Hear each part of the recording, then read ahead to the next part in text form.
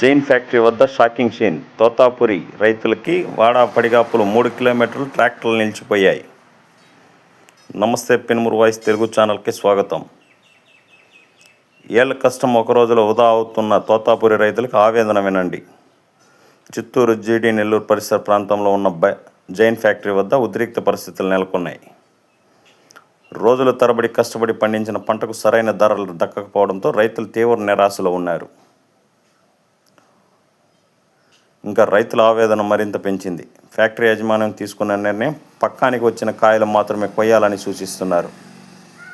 దీంతో రైతులు తీవ్ర ఇబ్బందులు ఎదుర్కొంటున్నారు.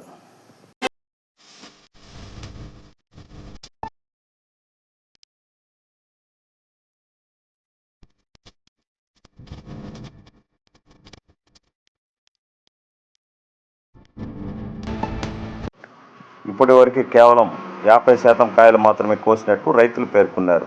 మిగతా పంట తోటలోనే ఉందని రైతులు ఆవేదన వ్యక్తం చేస్తున్నారు.